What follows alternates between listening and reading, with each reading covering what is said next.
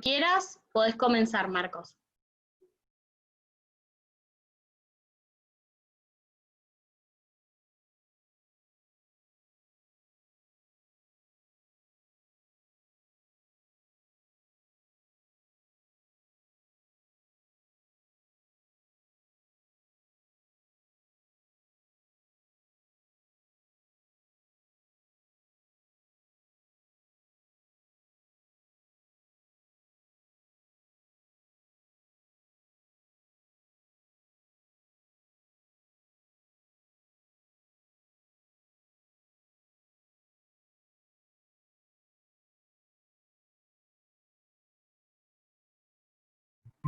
Ok. Vocês conseguem me ouvir? Sí. Pronto. Vocês conseguem me ouvir? Olá, conseguem me ouvir?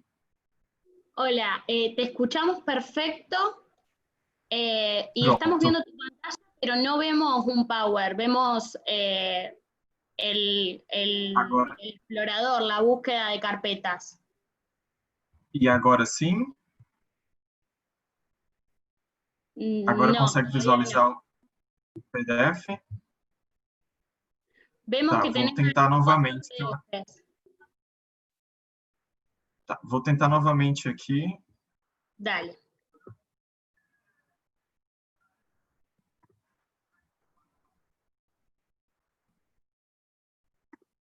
Se conseguirem ver, por favor, só avisar, porque de vez em quando eu não consigo, dá um problema. Mas tudo bem, se eu não conseguir, eu posso...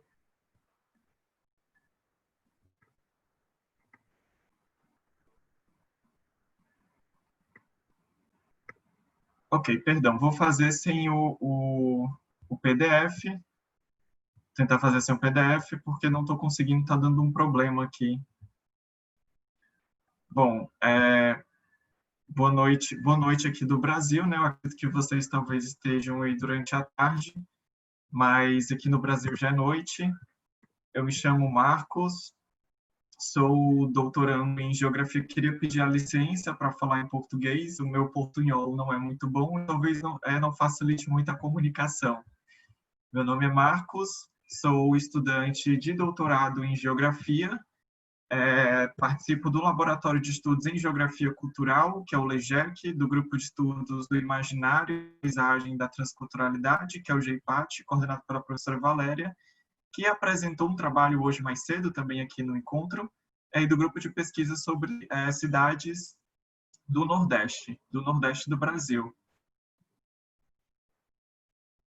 Bom, o trabalho, ele tem como título A Cidade Personagem e o Lugar Fílmico em Aquários.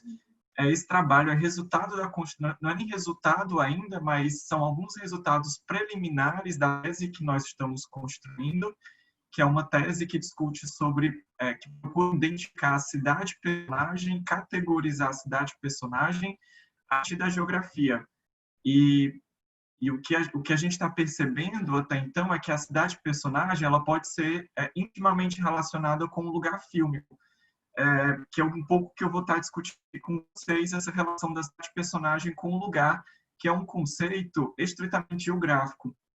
Não sei se vocês tiveram a oportunidade de assistir o filme Aquários, que é um filme do Kleber Mendonça Filho, um pernambucano aqui do leste brasileiro, da metrópole de Recife. O filme ele conta a história, a relação de uma mulher, que é a Clara, onde ela chega a sair do seu apartamento, a vender o seu apartamento pelo mercado imobiliário, por uma imobiliária.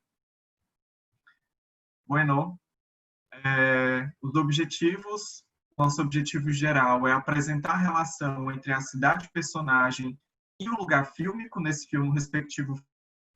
Os específicos primeiro, tensionar a relação entre a geografia e a arte. Essa relação não é muito fácil de você encontrar dentro da tradição da história do pensamento geográfico. É muito recente esses novos temas onde aborda geografia e cinema, geografia e literatura, geografia e imaginário. E entender como a cidade se torna personagem na narrativa fílmica e perceber a relação do lugar fílmico a partir da ciência geográfica e a sua relação com o espaço diegético, que nós chamamos aqui de cidade-personagem. Então, acho que para começar a discutir, queria apresentar um pouco para vocês um lado da tese, né, uma proposta da tese, onde nós estamos tentando colocar uma poética dentro da geografia. Na verdade, queremos propor uma poética de se observar a geografia agora por um olhar mais sensível, né, que é que eu procuro dizer que é pelas poéticas do lugar geográfico. O que é lugar?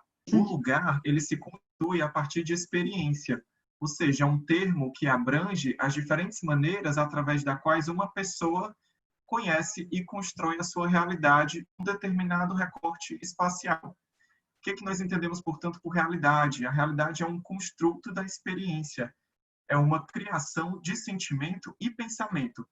A experiência, ela constrói o lugar em diferentes escalas. E o lugar, ele parte de significado. Nós a partir da nossa relação afetiva com o espaço, dentro de um determinado recorte espacial. Ou seja, uma mesa pode ser considerado um lugar, pode ser considerado um lugar, um filme pode ser considerado um lugar, pode ser considerado um lugar se nós apoiamos um significado. Vai, Berenice, vai, filha, não pode ficar em cima do meu computador. Opa. E aí, o que seria o lugar? Conhecer o lugar plenamente significa entender o seu lado abstrato, que na verdade é afetivo, com o seu lado material de localização. No nível altamente teórico, trabalhando isso, os lugares são pontos no sistema do espaço carregados de afetos. São sentimentos altamente viscerais, e essa discussão é muito presente a partir de um geógrafo que se chama Yifu Tuan. No filme Aquários, não sei se todos tiveram a oportunidade de assistir, mas é um filme que conseguiu alcançar muito sucesso internacionalmente, do Kleber Mendonça, que é um diretor, um cineasta pernambucano aqui do Recife. Ele traz uma discussão de lugar e também uma discussão de cidade-personagem. Especificamente, tem algumas cenas, eu não estou conseguindo compartilhar as imagens com vocês, mas vou tentar narrar. Nas primeiras cenas do filme, a gente conhece uma personagem que se chama Tia Lúcia. Essa relação, nós não conhecemos nenhum passado dela, não temos nenhum contato, a partir do momento, até o momento onde ela olha para um determinado móvel, que é um cômodo, um móvel de uma casa, como se fosse uma mesa de cabeceira. Quando ela olha, pela primeira vez, nós conhecemos algo para além da imagem que está sendo mostrada. Nós entramos no passado da personagem, conhecemos uma aventura sexual onde ela teve com seu parceiro. Então, dentro do filme, na realidade do filme, dessa personagem, da Tia Lúcia, que não é a protagonista, mas que nos é apresentada nos primeiros minutos do filme, nós já temos uma relação que ela se estabelece com o espaço, que é com essa cômoda. E essa cômoda produz uma memória nela. Ou seja, nós temos uma relação do lugar, que é um lugar fílmico. Por que nós damos essa qualidade de lugar fílmico? Por que nós damos essa qualidade de lugar fílmico? Porque é o lugar do filme, não o lugar da nossa realidade material, mas da realidade do filme. Algumas outras cenas, em outras cenas do filme, nós vamos perceber a qualidade de lugar, essa discussão que o Kleber traz, conscientemente ou inconsciente para o filme, é a relação que a neta dela também, ao longo do tempo, vai permanecer morando na casa que antes era da Tia Lúcia. Né? O lugar antes da Tia Lúcia agora passa a ser a casa de Clara. Passa a ter, portanto, outras qualidades afetivas, não mais pela Tia Lúcia, mas sim agora pela Clara. Né? Nós percebemos, ao longo do tempo, a transformação dos objetos de cena que demonstram o elo entre o passado e o presente. A Clara mudou vários objetos da casa, mas ela permaneceu com a cômoda. Essa cômoda que é um elo entre o passado e o presente de Tia Lúcia, e agora também presente na casa de Clara. O diretor, ele coloca algumas posições de câmera, alguns jogos de câmera, que ao mesmo tempo nós não sabemos se a casa de Clara, esse lugar afetivo, né, que ela constrói ao longo da sua vida de memórias, ao mesmo tempo está falando de Recife, que é a cidade, ou ao mesmo tempo está falando da própria vida de Clara. Esse jogo de câmera entre Flora, dentro e fora. Tem momentos que nós estamos dentro da casa de Clara, mas nós conseguimos ver o que acontece lá fora, o que acontece na praia, já que Clara mora frente à praia de Boa Viagem, que fica na cidade, na metrópole de Recife. Então, em alguns momentos, a vida de Clara se confunde com a vida da cidade, com a vida de Recife. A trama do filme é, ao mesmo tempo, que Clara ela não quer vender esse apartamento, ou seja, tem algo que prende Clara a esse lugar, que é toda essa questão de memória e afetiva, de toda uma vida que foi construída num determinado recorte espacial. Isso é uma discussão assim, muito geográfica, é algo do mundo que se discute na geografia. Entendendo que o filme, ao mesmo tempo, fala de Clara, mas, ao mesmo tempo, fala sobre a cidade, nós extraímos do filme, procuramos trazer uma interpretação da cidade enquanto também personagem. Clara não é a única personagem da história. Nós temos, portanto, o Recife, que é a cidade. A primeira cena do filme, Aquários, é justamente uma sequência de imagens que apresenta Recife, de onde o filme acontece, que não é uma cidade do filme, né, que acontece na realidade do filme, mas é uma cidade também que nós temos aqui no Nordeste do Brasil. As primeiras cenas se apresentam um Recife da década de 1980, especialmente um Recife onde o mercado imobiliário ainda não estava no seu ápice. Ao longo do filme, nós vamos perceber, quando o filme recorta para a realidade atual, nós percebemos uma outra Recife, uma Recife agora de altos arranha-céus, de prédios, e que, principalmente uma Recife que contrasta com a realidade de 1980. Ou seja, nas primeiras cenas do filme, o filme ele fala não só da personagem, ele apresenta, a primeira personagem que o filme apresenta, na verdade, é Recife, é a cidade, e não a protagonista que nós vamos conhecer ao longo da trama, que é a Clara. Ao longo do filme, e como que a cidade ela se evoca enquanto personagem, como que nós podemos percebê-la enquanto personagem. É como se a cidade ela tivesse um corpo que se extrai, na verdade, que se expressa através das falas dos próprios personagens, dos próprios protagonistas. Exemplo, tem algumas cenas que eu vou estar elencando aqui que demonstra que a cidade também pode ser personagem. Há uma cena do tráfico, onde um personagem demarca uma característica da cidade, é uma cidade violenta, é uma cidade onde o tráfico de drogas está presente. Tem uma cena que é uma cena que eu acho muito legal para se entender a cidade quanto personagem, é quando a protagonista está apresentando a cidade para uma turista e ela fala, olha, existe uma linha divisória. Isso uma fala da personagem, existe uma linha divisória. Dessa linha divisória, que é um esgoto, né, um problema sanitário, do esgoto para cá, nós temos a parte rica de Recife. Do esgoto para lá, nós temos a parte pobre de Recife, que é a cidade, é uma divisão territorial que divide, que fragmenta Pinha, que é um bairro considerado nobre, de classe média alta, e o outro bairro, que é Brasília Teimosa, que é uma cidade, mas que é um bairro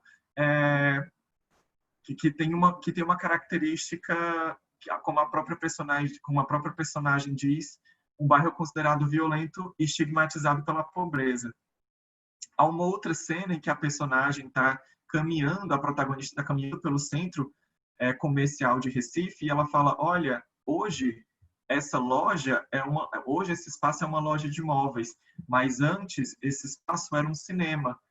Ou seja, tem características que a gente vai conhecendo a cidade junto com o protagonista. Até chega em algum momento, nós criamos uma dúvida. O filme está falando de Recife ou está falando da vida de Clara? A vida de Clara se confunde com a vida de Recife, com a cidade de Recife? A trama da venda do apartamento, onde a Clara se recusa a vender, traz toda uma questão imobiliária que devasta uma memória a serviço do capital e diz mais sobre as metrópoles do Brasil do que a própria vida de Clara. Tem uma música que começa o filme que se chama Capitania que Deu Mais Lucro. É um verso de uma canção do Reginaldo Rossi, que é um cantor local aqui do Brasil, que fala de Recife, fala sobre a cidade de Recife e retrata a de maneira muito afetiva, mas que ao mesmo tempo de uma maneira crítica. hierárquica, desigual, com muita desigualdade social, herdada de uma época colonialista. Ou seja, a cidade-personagem ela é capaz de tomar a narrativa de um filme para si, ou se utiliza dela, da narrativa, para se apresentar também como personagem dotada de corpo e de voz, mas que é expressa tanto o corpo quanto a voz da personagem, da cidade quanto personagem, a partir da protagonista. Ou seja, o seu espaço diegético, né, o espaço do filme, é palco das narrativas da protagonista, e quando atribuída à trama ou personalidade, a cidade ela também torna-se personagem. Essa manifestação da cidade quanto personagem acontece por meio da relação afetiva que atravessa a protagonista, no caso Clara, com o espaço diegético, que é o espaço do filme, com a realidade do filme, cujo resultado manifesta-se através da sua representação de si a partir do outro. Essa interação é intermediada por que nós da geografia chamamos de lugar, né? Que é um lugar, é um recorte espacial atribuído de afeto, metáforas, símbolos e significações.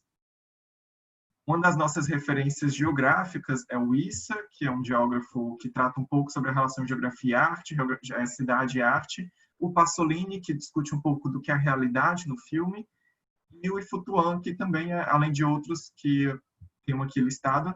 Eu agradeço, desculpa não poder ter apresentado as imagens. Não sei se ficou claro, porque eu estou falando português, vejo que tem muita gente que é hispanohablante, e estou aqui aberto para a discussão. Obrigado, gente.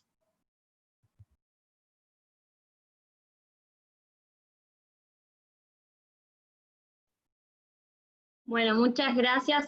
Se entendió, quédate tranquilo que los hispanohablantes te fuimos entendiendo y te fuimos comprendiendo. Estuvo muy interesante la presentación, más allá bueno, el problema de las imágenes. Ahí en el chat les dejé un formulario, tienen que entrar a ese link y completar si vinieron como participantes, si vinieron como expositores. Les va a pedir el número de la sala. El número de la sala es la 3, ponen eso y después les piden algunos datos más que son bastante sencillos. Cualquier cosa me dejan sus dudas en el chat.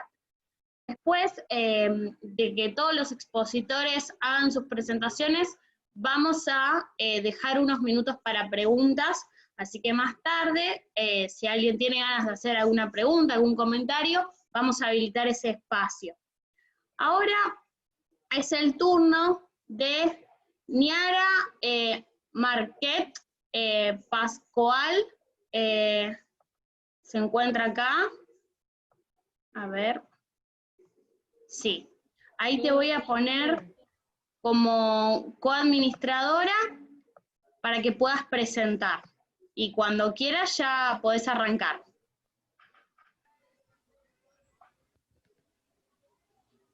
Marcos, desculpa por interferir sua fala. Minha gatinha pulou no meu computador. Tava tentando tirar ela, não sei como ela conseguiu ligar o meu microfone. Tudo bem, sem problemas. Tranquila. Vocês estão conseguindo ver?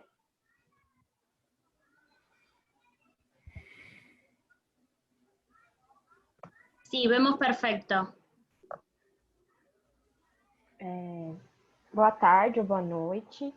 Essa apresentação é minha e de Rosalvo. Rosalvo também está aqui na sala. E a gente preparou uma apresentação escrita, porque a gente vai ler em espanhol, certo? Rosalvo? Bien.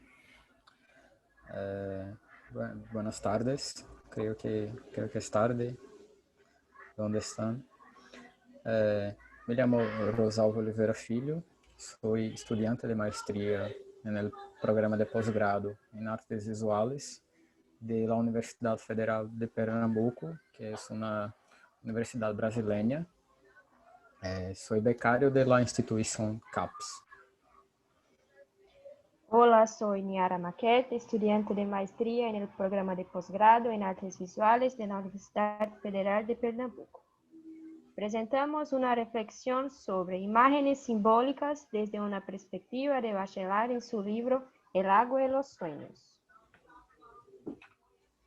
En el componente curricular Temas especiales en procesos educativos en artes visuales, estudios del imaginario, ofrecido por la profesora doctora María das Vitórias Negreiros do Amaral, estudiamos autores como Bachelard, Jung y Durán, como una introducción al imaginario. Nuestra presentación busca establecer reflexiones entre el libro de Bachelard, El agua y los sueños, y una experiencia que tuvimos en la disciplina. Cultural y simbólicamente, el agua es un elemento extremadamente importante debido a sus múltiples significados y relaciones. En su obra El agua y los sueños, 2002, Gastón Bachelard sitúa el agua como un elemento que tiene la capacidad de agregar imágenes. Yes. Puedes pasar. Es importante señalar que en el libro Agua y los Sueños, Bachelard no toma un enfoque simplista del agua como una mera cuestión material, ya que para el autor las aguas presentan olores, colores, sabores, significados y voces. Bachelard señala en sus escritos una forma particular de reflexionar sobre el elemento agua y de convivir con él, desde las ensoñaciones y los sueños, de una manera más intensa y íntima. Las imágenes que fueron analizadas para la presentación son producciones del taller La Poética del Agua, Experimentos. El taller fue ofrecido por la profesora Ana Carolina Coelho Cosentino, que tiene maestría en artes visuales con una investigación donde estudió sobre la fenomenología del imaginario. El taller nos ofreció la experiencia con el agua y un rescate de la memoria. Experimentamos sonidos e imágenes que provenían de objetos como un espejo, un vaso, un cuenco con agua, hojas secas y sal. Nombramos las etapas como 1. Preparación, sonidos de memoria. Etapa 2. El papel y el cuerpo. Etapa 3. Caminar por el lago. Etapa 4. Experiencia con el agua. Etapa 5. Producción artística. Y finalmente, la reflexión a partir de las palabras. Si les interesa, pueden comprender mejor las etapas del taller leyendo el texto, ya que el enfoque de nuestra presentación estará en la reflexión de las imágenes. Puedes pasar, Niara. Bueno, en esta producción predominan dos colores, el rojo anaranjado de fuerte intensidad, que envuelve a un amarillo también de fuerte intensidad.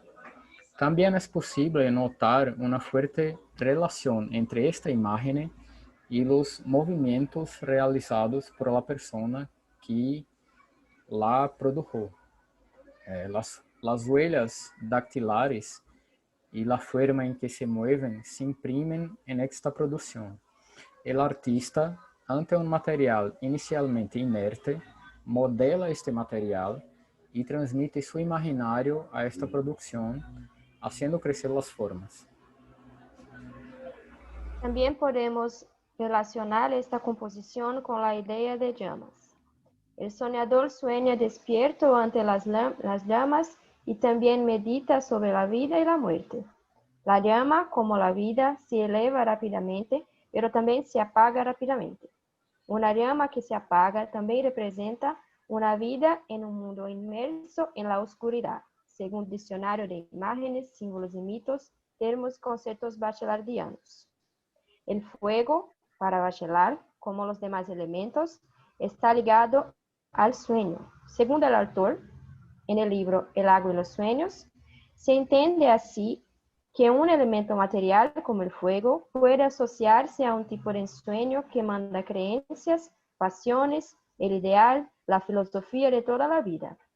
Tiene sentido hablar de la estética del fuego, la psicología del fuego e incluso la moral del fuego. La poética y la filosofía del fuego condensan todas estas enseñanzas. Ambos constituyen esta prodigiosa enseñanza ambivalente que sustenta las convicciones del corazón por las instrucciones de la realidad y que a la inversa hace comprender la vida del universo a través de la vida de nuestro corazón. El primer imagen a la izquierda trae diferentes colores que se mezclan e interactúan. Pueden remeternos al verde del bosque, al rojo de la tierra, al azul de los cielos. Puede traer la imagen del árbol por la relación entre verde y marrón, aunque de manera confusa. El árbol, según Bachelard, trae la verticalidad, la subida al cielo, que podemos imaginar con el predominio del azul en la parte superior de la imagen. Sí, es importante hablar que las dos imágenes, aunque producidos a partir de la misma experiencia, son muy diferentes. El primero nos permite imaginar desde el verde, desde la relación, incluso con la tierra, con el árbol, con el azul y la mezcla, mientras el segundo imagen trae como centro el color marrón rojizo, además de movimentos circulares más intensos en el centro del papel. En los depoimentos posteriores al taller, varios otros estudiantes, además de nosotros, los autores, trajeron recuerdos de la infancia como una imagen recurrente. El taller nos permitió volver a visitar y rescatar imágenes de nuestra infancia. Para Bachelard, es en el nivel de la ensoñación y no en el nivel de los hechos que la infancia permanece viva en nosotros y es poéticamente.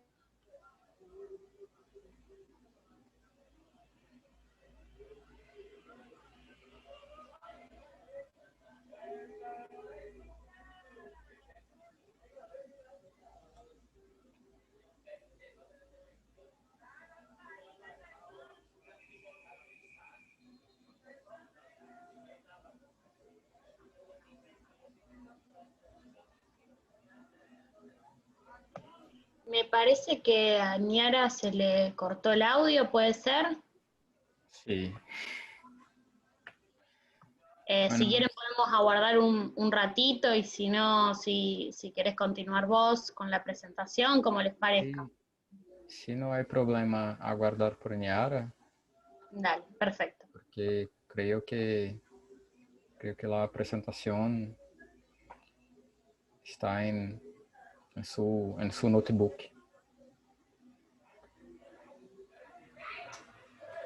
Sí, ahí me parece que salió de la sala, así que calculo que se volverá a conectar en unos minutitos.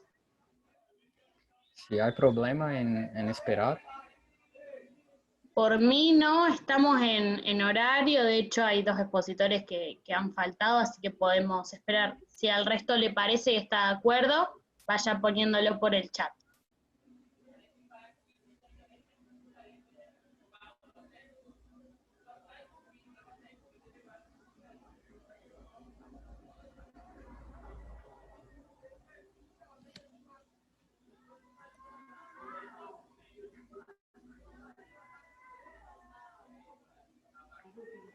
Ela estava ouvindo.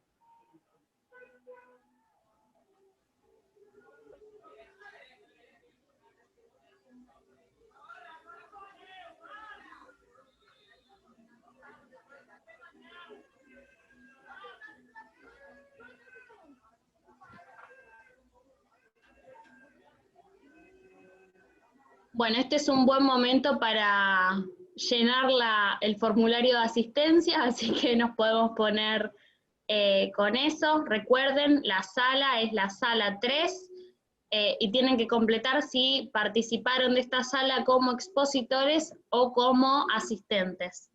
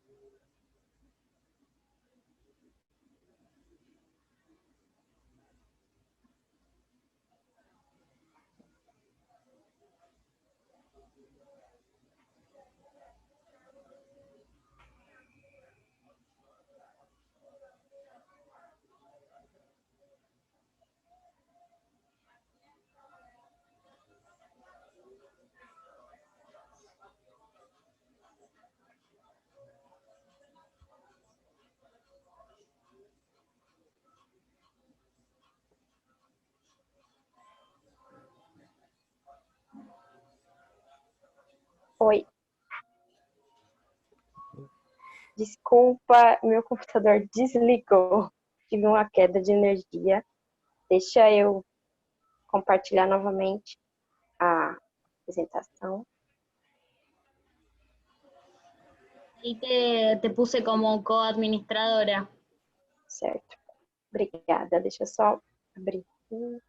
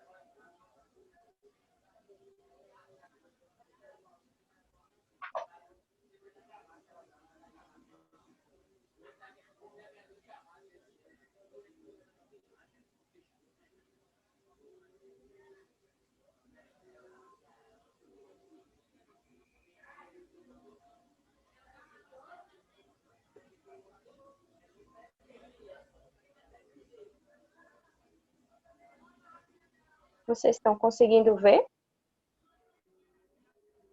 Ainda não.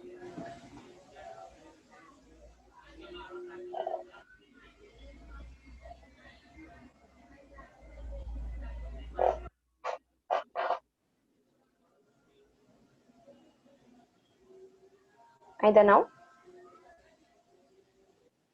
Ainda não. Agora tá aparecendo. Do celular. Eu tive que abrir pelo telefone enquanto meu computador liga. Vocês conseguem ver direitinho ou tem alguma distorção? Tá um pouco distorcido. Tá distorcido. Agora tá bom. Agora sim. Ahora sí. Isso. Pode ir para o Desculpa, slide 10. eu vou pro 9. Para o 9? Ok. É esse, né, que eu estava falando 9 ainda. Isso.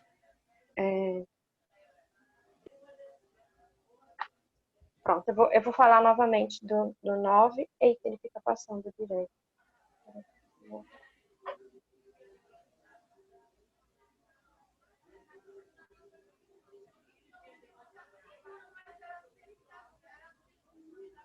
Sim.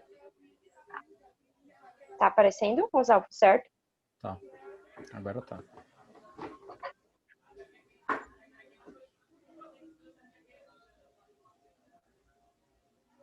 En los dos depoimentos posteriores al taller, varios otros estudiantes, además de nosotros, los autores, trajeron recuerdos de la infancia como una imagen recurrente.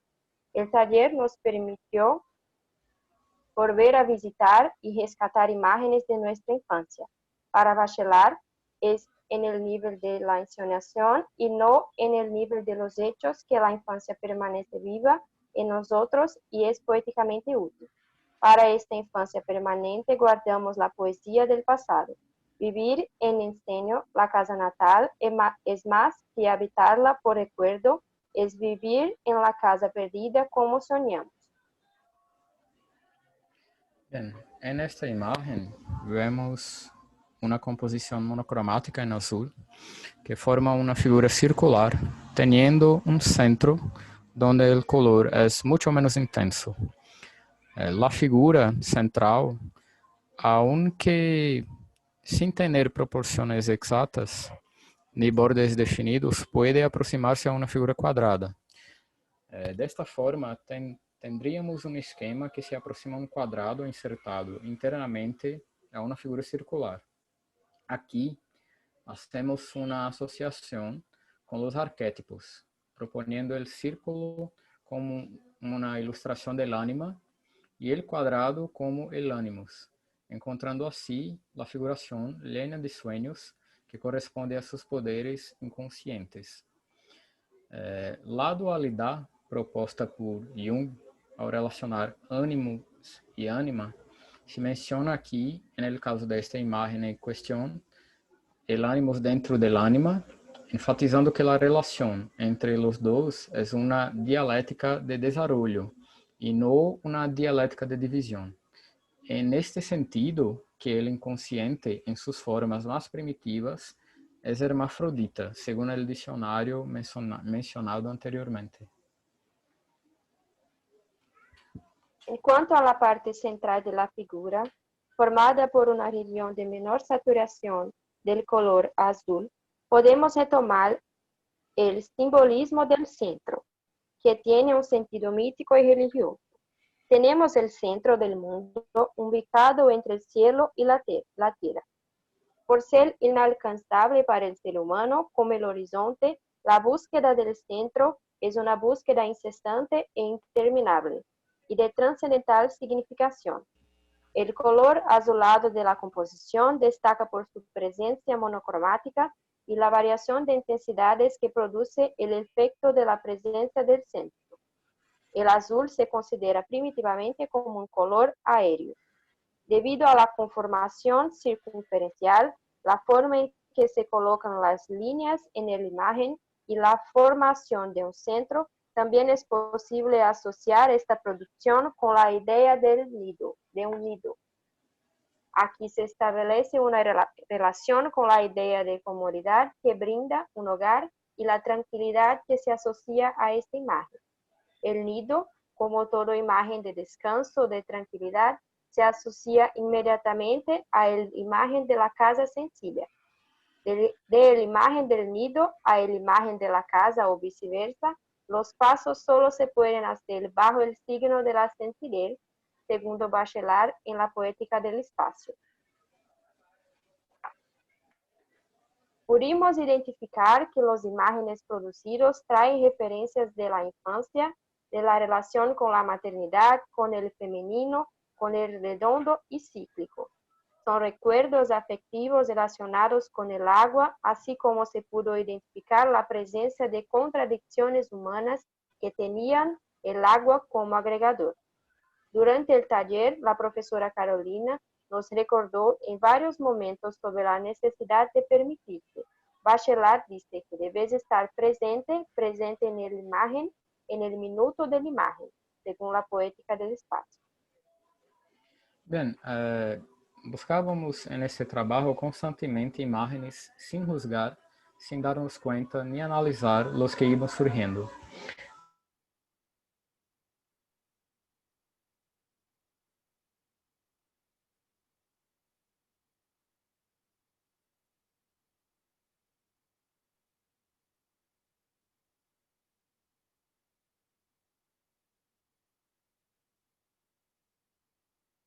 A ideia bachelardiana em que a imagem é anterior ao pensamento de uma imagem produzido. Creio que minha internet é caído. Eu acho que deu uma travada. Sí, acho que vou recomeçar a frase. Sí. Bueno, he dicho que buscávamos constantemente imágenes sem juzgar, sem darnos conta nem analisar os que iam surgindo. A ideia bachelardiana é que a imagem é anterior ao pensamento. Ao aportar reflexões sobre estas imagens, aportaremos outras imagens incluídas e opiniões personais. Não existe, portanto, uma análise definitiva de uma imagem, muito menos uma vista definitiva de uma imagem produzida por outra pessoa. O hecho de que as imagens não contenham elementos figurativos não é obstáculo para sua reflexão desde a perspectiva do imaginário. Aparecem outras imagens à medida que observamos os colores e formas e as relaciones que podemos establecer. Puede pasar, Yara.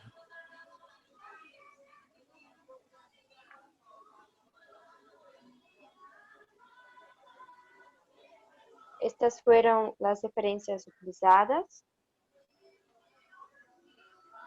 Sí, nos gostaria de agradecer a atenção de todos, pedir desculpas por os problemas. Agradecemos ao CAPES por la inversión en nuestra investigación, a la maestra Vitória Amaral por la orientación y la organización del evento por la oportunidad de presentarles nuestro trabajo. Agradecemos también a nuestros compañeros que entregaron sus producciones artísticas para esta reflexión. Gracias por su atención y disculpa realmente por los problemas técnicos.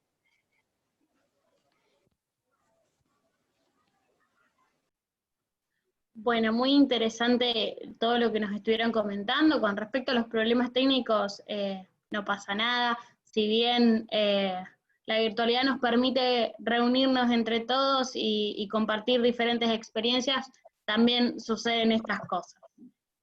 Así que es algo que nos viene pasando, sobre todo después de tanto tiempo de pandemia. Vamos ahora con Mariana Soares da Silva. Está acá también en la videollamada, la había visto. A ver, la voy a buscar para ponerla como coanfitriona, pero si estás y querés ya ir desmuteándote,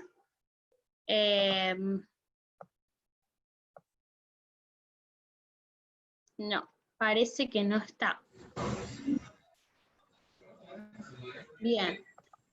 Ella era la última expositora que teníamos planificada, así que si les parece, si no está presente, a mí me había parecido verla, podemos comenzar con el espacio de preguntas, comentarios, se pueden ir desmuteando y directamente hablando con los expositores.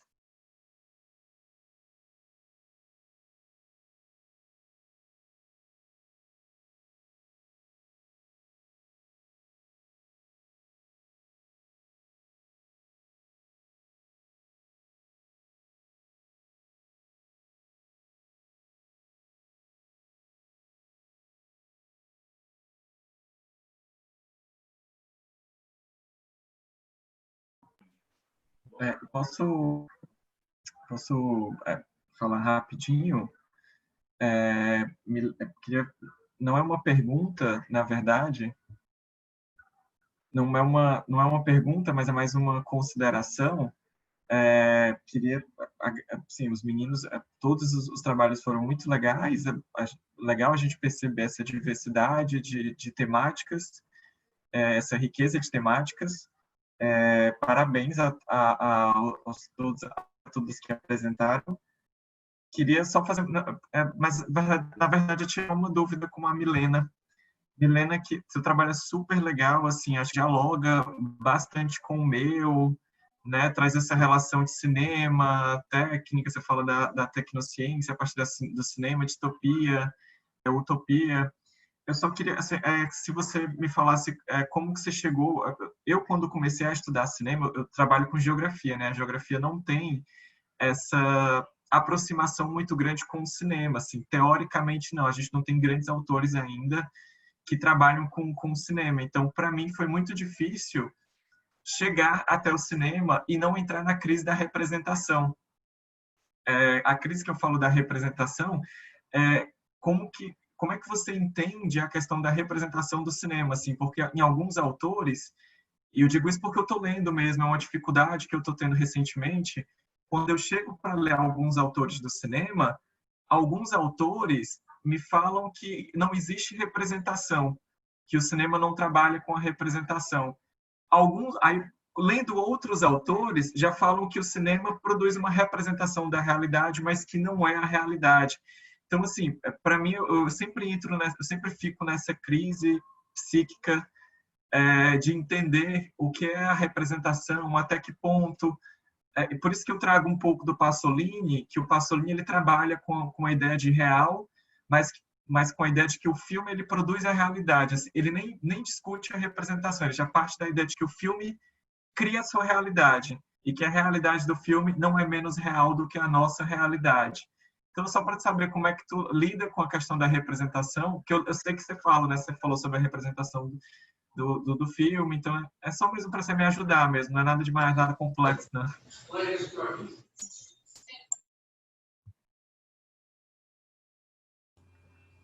Ok, es interesante. No sé si entendí totalmente el comentario, pero hay diferentes posturas, diferentes autores que conciben la representación fílmica de forma diferente, ¿no? Para algunos, el cine representa la realidad de la sociedad que lo produce.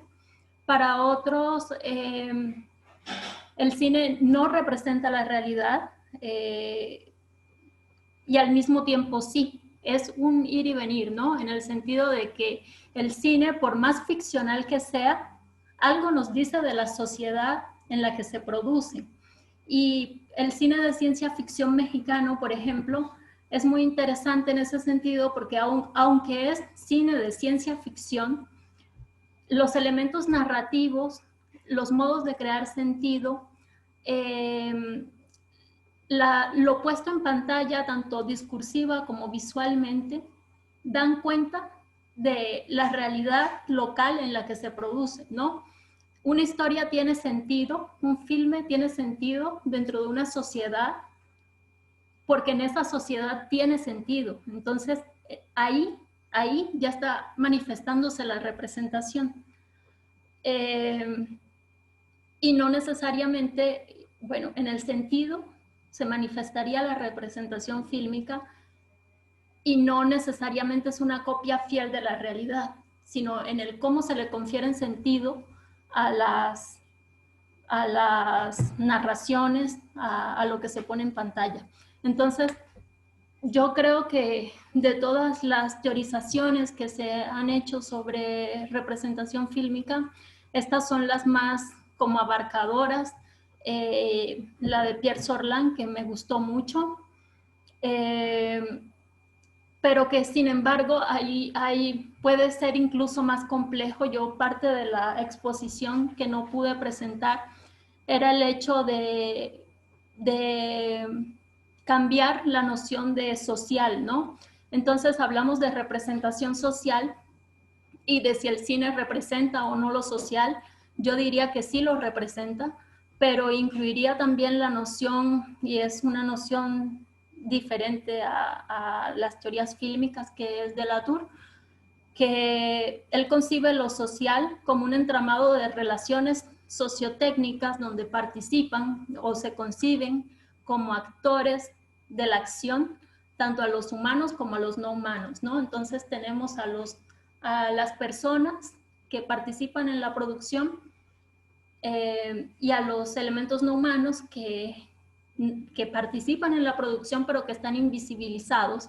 Y entonces esto es importante porque, por ejemplo, la producción hollywoodense, que es espectacular en la ciencia ficción, dispone de elementos no humanos y humanos de los que no se disponen en países latinoamericanos, por ejemplo, en México, en Colombia, Argentina, no sé, pero el modo en el que se hace, por ejemplo, ciencia ficción, siendo muy recursivos, tratando de maximizar los recursos de los que se disponen, nos dice ya algo de la sociedad en la que se realizó una producción, ¿no?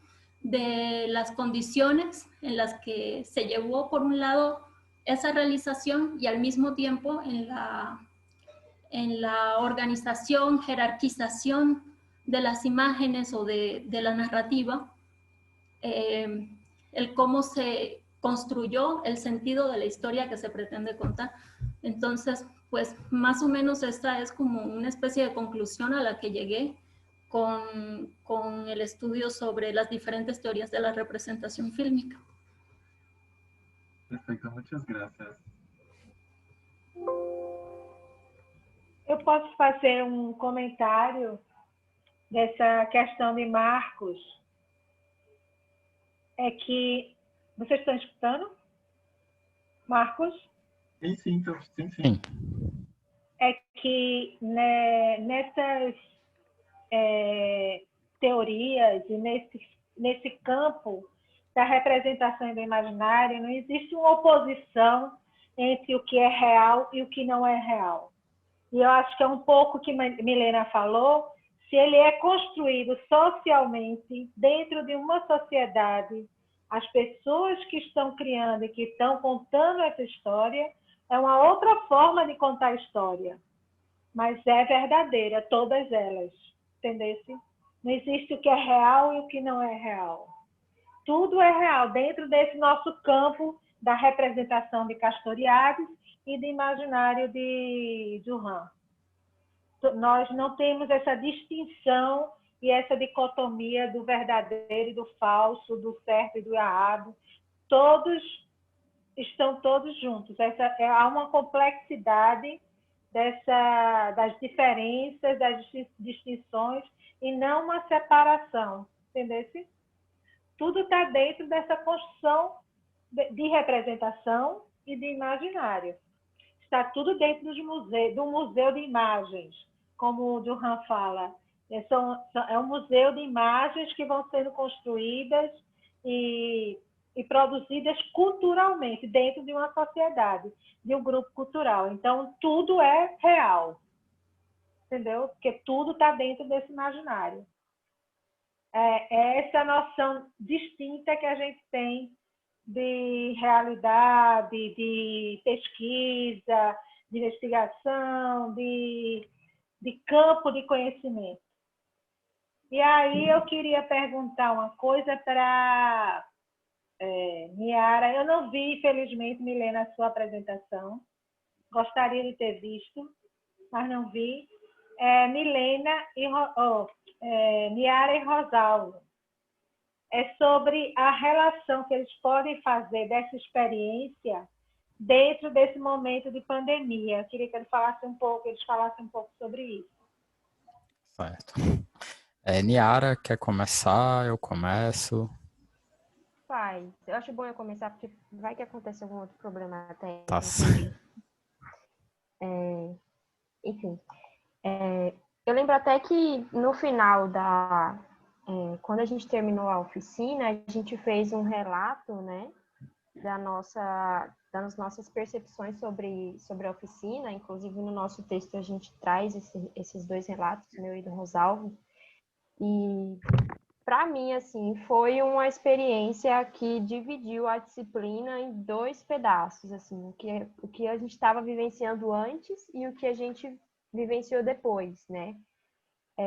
Não só pelo fato de que permitiu que eu visse as coisas diferente, mas também por ser uma quebra na rotina que a gente estava tendo para fazer alguma coisa para a gente, assim. Foi uma experiência muito para a gente, pessoal. Então, é um momento que a gente teve ali experienciando a água, fazendo a revisitação da memória, trazendo a nossa afetividade da infância, inclusive. Foi um stop, assim, foi como se naquele dia eu tivesse parado tudo que eu estava fazendo antes, toda a loucura do mestrado e de fazer videoaula, de estar dentro de casa trancada, e tivesse pensado em mim mesma, nas minhas experiências, e fiquei ali brincando com a água, que teve uma etapa da oficina que a gente ficava mexendo mesmo, sentindo a água, e, tipo, foi super relaxante, super tranquilo, foi lembrando mesmo a minha vivência quando era criança, que eu não nasci perto do mar, eu estou em Recife agora, perto do mar, mas eu nasci numa cidade interior e não tinha muita ida para o rio, nem cachoeira, a gente não fazia muito isso. Mas eu lembrei quando eu brincava de mangueira na minha casa, que eu tomava banho de mangueira, quando criança ficava mexendo na lama, assim, foi muito bom. Inclusive, foi também algumas partes da oficina, para mim, foram muito emocionantes, porque eu lembrei, eu escutei, eu voltei mesmo para minha infância, e aí lembrei de coisas que para mim foram muito marcantes. E eu acho que nesse período foi como se fosse um acalento assim para o coração, sabe? Uma calma, uma tranquilidade no meio da doideira que a gente está vivenciando.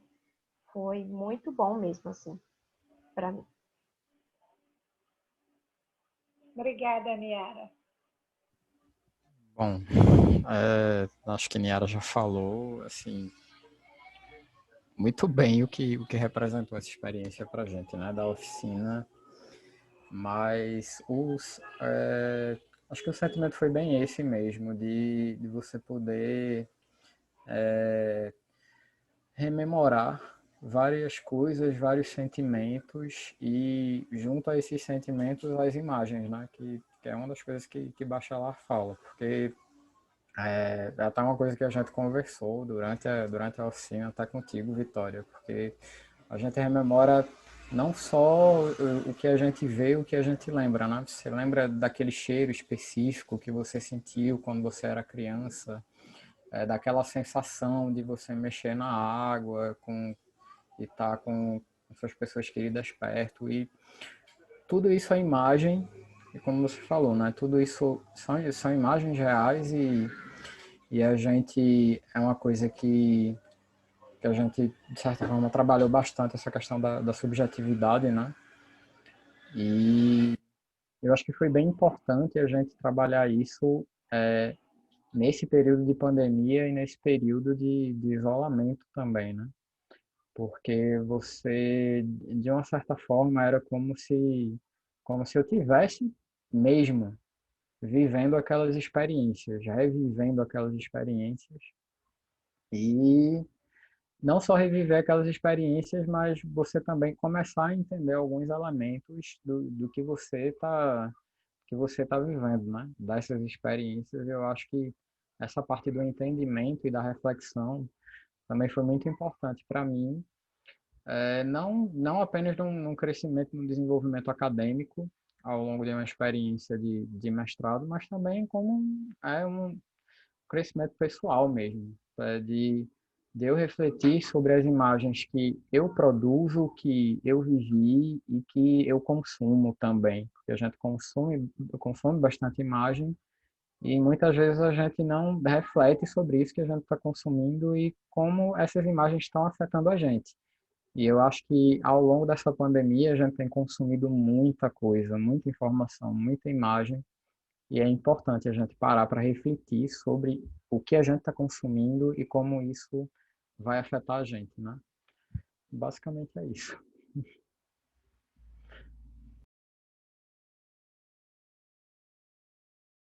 Obrigada, estava fechada aqui. Obrigada, Rosalvo. Importante isso, a gente pensar as imagens que a gente consome, né? E agora, nesse período de pandemia, tem muita coisa ruim também, né? Então, a gente separar o que a gente deve consumir do que não deve, muitas fake news, muitas coisas. Então, que bom, obrigada.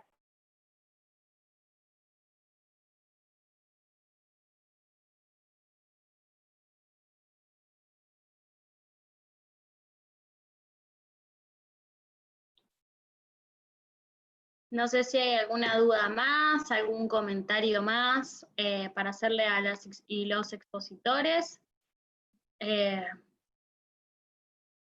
Podemos esperar un rato, sin vergüenza. Puede ser también en el chat, pero si lo escriben en portugués quizás necesite ayuda para leer el mensaje.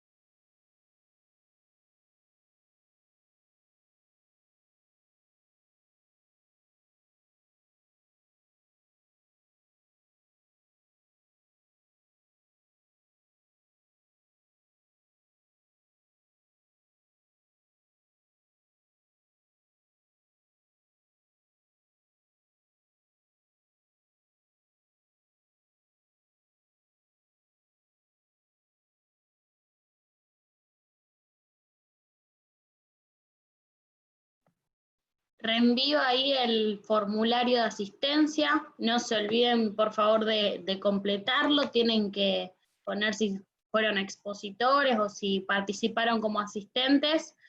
La sala es la sala número 3. Bueno, ahí en el chat están agradeciendo, pude entender eso también, más arriba está escrito en portugués, lo entendí. Y si no hay más dudas, deberíamos ir cerrando. Lo que nos piden es que si pueden, las y los que puedan, desbloquear las cámaras, así hacemos una foto final, para que después la facultad la comparta. Perfecto. Me gusta que se acomodan. Bien, bueno, vamos a sacar la foto.